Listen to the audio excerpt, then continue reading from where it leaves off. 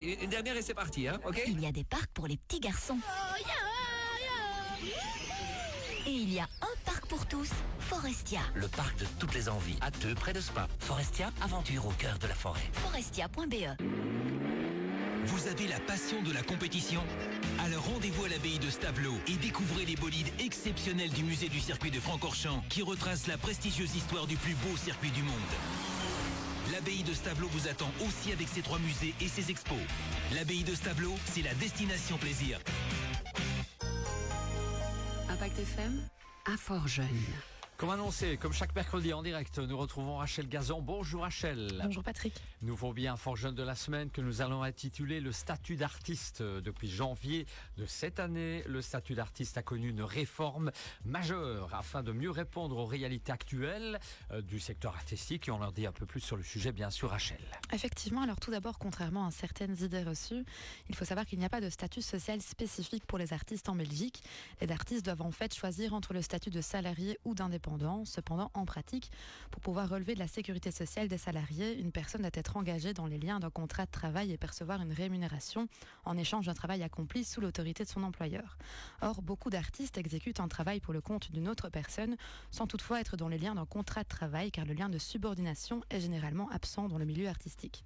Donc pour compenser cela, des règles spécifiques ont été créées permettant aux artistes d'accéder à certains droits sociaux réservés aux salariés comme les allocations de chômage, l'assurance maladie ou la pension.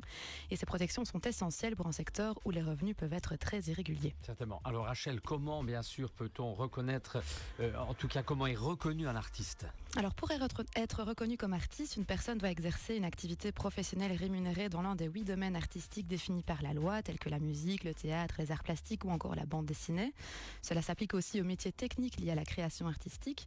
Et pour bénéficier des avantages sociaux créés pour les travailleurs des arts, l'artiste doit demander l'attestation du travail des arts délivrée par la Commission du travail des arts qui prouve son activité artistique et qui lui permet de bénéficier des avantages sociaux spécifiques.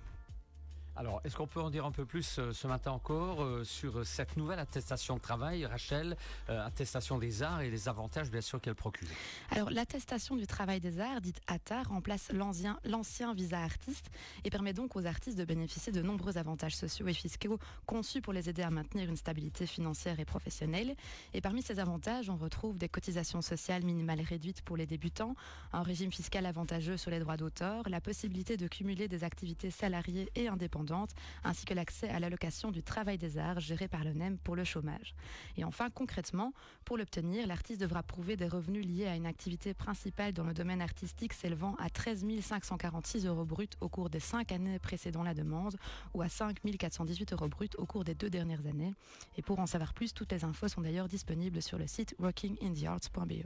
Voilà pour le sujet du jour de cette semaine. On rappelle bien sûr qu'un Fort Jeune est là, disponible pour toutes les questions, Rachel.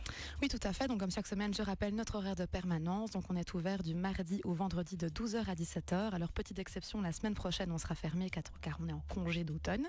Et autrement, on reste joignable par téléphone au 080 33 93 20, par mail sur malmedy@inforjeune.be et évidemment sur les réseaux sociaux comme Facebook et Instagram. Voilà ce que l'on pouvait dire sur le statut d'artiste sur le billet de la semaine. J'ai bien compris, hein, la semaine prochaine, congé. On se retrouve dans 15 jours alors. Tout à fait. Allez, avec grand plaisir. Merci. Si vous voulez revoir ce billet, vous les allez sur Impact News. Et nous, dans un petit instant, c'est l'info de 8h.